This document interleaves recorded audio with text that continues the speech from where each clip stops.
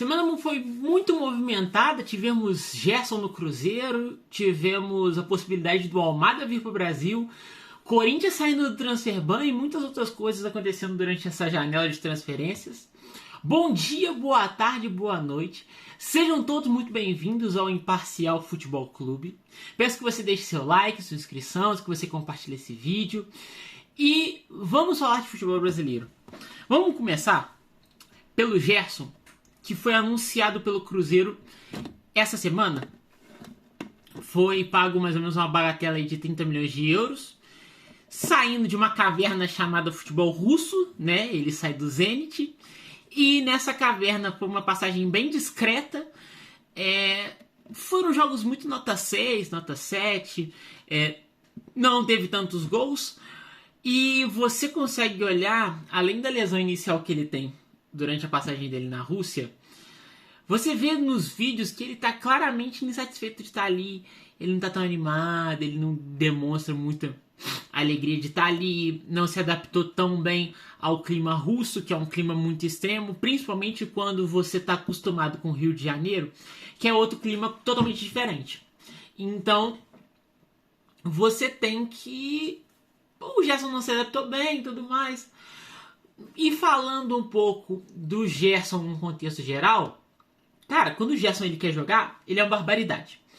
O Gerson ele é extremamente versátil, é um cara que corre o meio de campo inteiro, ele tem um bom físico, ele foi um ponto de liderança muito importante enquanto ele estava no Flamengo, ele é um cara de um bom passe, ele é um cara que sabe armar algumas jogadas, ele pode ser meia, ele pode ser meio defensivo, meio ofensivo, eu acho que ele joga melhor de segundo volante. Mas ele consegue ali fazer várias áreas do meio de campo, ele pode fazer o meia direita, sabe? Jogando junto com o lateral, que nem ele fazia com o Wesley. Só que o único problema é o seguinte: se o Gerson não tiver na disposição de jogar, já era. Ele não vai correr, ele vai prender bola, ele vai segurar jogo, ele vai cavar e tal. Só que, cara, é um excelente jogador. Eu acho um excelente jogador. Eu acho que foi uma baita contratação pro Cruzeiro. E eu acho que ele teve uma tentativa, isso eu não posso afirmar nada, isso eu tô colocando a minha orelha para jogo. Ele quis voltar pro Flamengo por uma terceira vez, só que como ele saiu daquela outra vez, ele saiu, foi pro Zenit e tudo mais, ele acabou se queimando. A torcida ficou ferida com essa saída e tudo mais. E, cara, não tem como, não tem clima pra voltar. Ele não vai voltar do jeito que ele era, sabe? E aí, ele acaba indo pra um bom time, que é o Cruzeiro. Inclusive, time esse que eu tenho certeza que essa é uma temporada muito decisiva, porque percebeu que pode disputar grandes títulos, percebeu que pode estar aí postulante a alguma coisa. Então, essa é a temporada dos investimentos, essa é a temporada de fazer contratação, essa é a temporada de ser agressivo no mercado para fortalecer o time, para os títulos começarem a vir. Porque eu acredito que o Cruzeiro já esteja em partes reestruturado, só que agora ele precisa começar a se fortalecer. E nesse processo de fortalecimento, os títulos vão começar a vir. Eu acredito que o Gerson ele vai ser peça-chave do funcionamento desse time. E também do funcionamento desse refino da reestrutura. Porque a reestrutura já está feita. O Cruzeiro já está na Série A. O Cruzeiro se mantém na Série A. As dívidas do Cruzeiro diminuíram. Estão sendo bem geridas. E, cara, agora o Cruzeiro ele tem a capacidade de contratar um jogador por 30 milhões de euros. Então, acaba que a reestruturação, tecnicamente, já está feita. Mas precisa de um refino.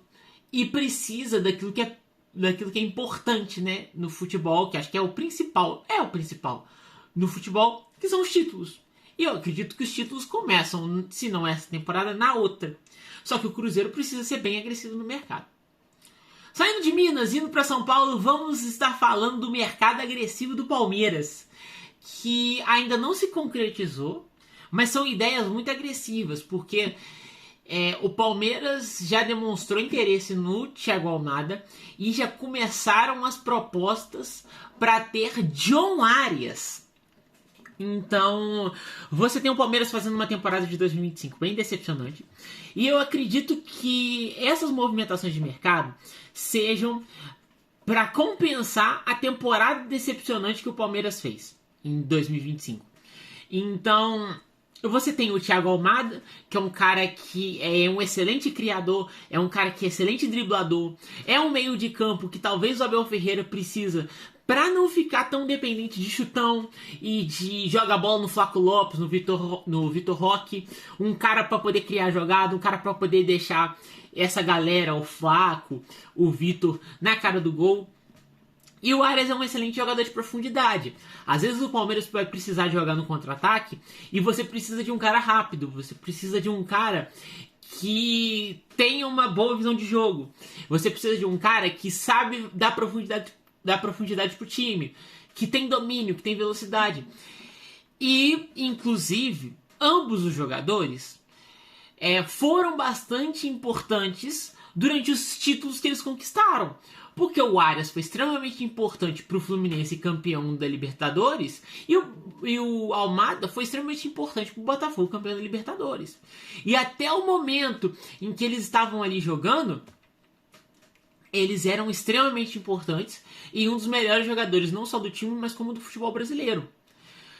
Junta isso com, no caso do Almada, a falta de oportunidade no time atual dele, que é o Atlético de Madrid, e também estar num time fadado ao rebaixamento, que é o Wolverhampton, você muito provavelmente vai ter a saída desses dois jogadores durante essa janela, ou se não nessa janela, na próxima. Então, acaba que, é claro que o Palmeiras vai ter interesse, mas é claro que você vai ter uma disputa de mercado.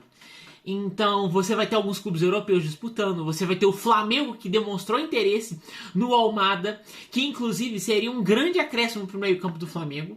Só que diferente do Palmeiras, no Flamengo ele seria mais um cara para disputar a vaga do que ser um cara que seria titular com mais regularidade.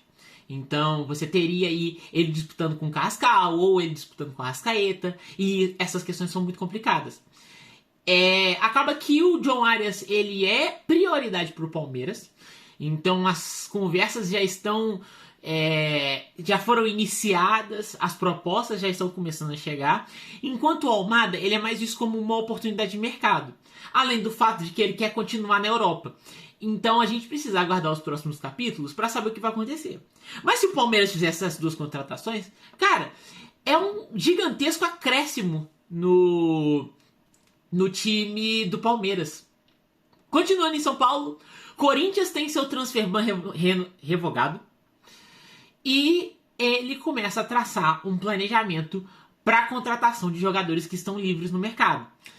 E segundo o próprio diretor de futebol, essas contratações não são fazer loucuras. Ele não vai fazer loucuras, mas ele precisa qualificar o elenco para 2026. Então ele não pode fazer dívida. E ele trouxe um jogador que eu achei meio redundante, o Gabriel Paulista, numa cidade paulista, mas piadinhas e ahaha.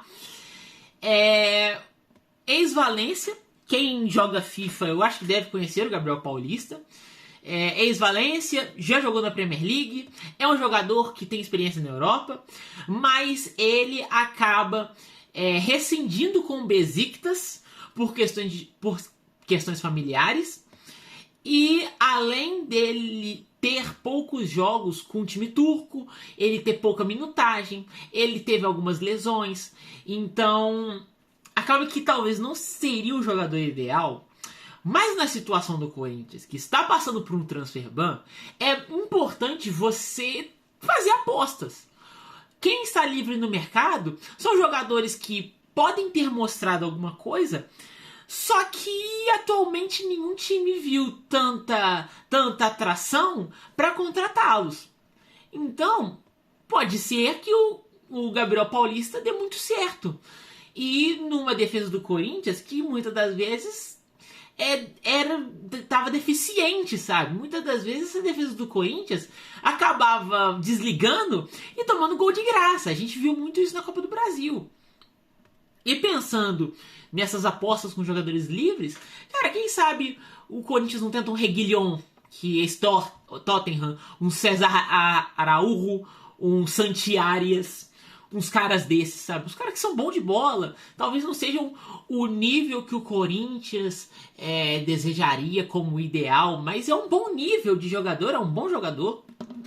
Mas enfim, pra gente finalizar, vamos falar do Mirassol, que aconteceu aquilo que talvez todo mundo esperava, mas não necessariamente todo mundo queria, que é o processo de renovação do clube. Você tem 14 saídas, e dessas 14 saídas você tem algumas saídas que são importantes. Você tem o Gêmeos, você tem o Gabriel, você tem o Chico da Costa, que são jogadores que tiveram sua importância. Só que a espinha dorsal ainda se mantém. Você ainda tem o Walter, você ainda tem o Chico Kim, você ainda tem o Reinaldo, você ainda tem o Negueba. E além disso, você tem 10 contratações que foram confirmadas. Então você tem André Luiz, você tem Eduardo, ex-Cruzeiro, você tem o Galeano, você tem o gênio Lucas Mugni, você tem o William Machado, entre outros jogadores. É importante o Mirassol fazer essa renovação, porque chegou o momento do Mirassol entrar na Libertadores. E entrar na Libertadores pode ser um pouco brutal. Só que eu acredito que a Libertadores esteja mais tranquila do que normalmente, porque aí você não tem um Boca, você não tem um River, você não tem aí um time chileno muito chato. Eu acho que o Olímpia tá, mas eu não tenho certeza se o Olímpia tá. Então você não vai ter grandes dificuldades na fase de grupos. É uma oportunidade do Mirassol arriscar um segundo lugar em uma fase de grupos de Libertadores? Pode ser. Pode ser uma chance de talvez ser eliminado, ir para a Sul-Americana e ir mais longe na Sul-Americana? Pode ser, apesar do Mirassol, apesar da Sul-Americana estar com muitos times bons. Boca, River, eu acho que o Galo também tá. Você tem aí o Corinthians, não, porque o Corinthians foi pra Libertadores. Mas você tem vários times de muita qualidade. Eu acho que não sei se seria o melhor dos mundos. Além de que na Libertadores você ganha mais dinheiro. Então, pelo que parece, as coisas estão saindo como planejado, e é importante as coisas saírem como planejado para o Mirassol conseguir se manter, para ele não ser só um unicórnio da Série A, é um São Caetano da vida que foi, subiu, jogou muita bola, chegou na final da Libertadores, desceu e desapareceu. Então, vamos ver. O mercado tem andado muito movimentado, e se tiver mais alguma coisa eu trago notícia para vocês. Mas é isso o vídeo, pessoal. Espero que vocês tenham gostado. Espero que você tenha assistido até aqui. Se você assistiu, deixa aí seu like, deixa seu comentário, deixa seu compartilhamento. Um salve para João Lucas. Um salve aí, meu querido. Tamo junto. E é isso, pessoal. Uma boa semana para vocês e que Deus abençoe.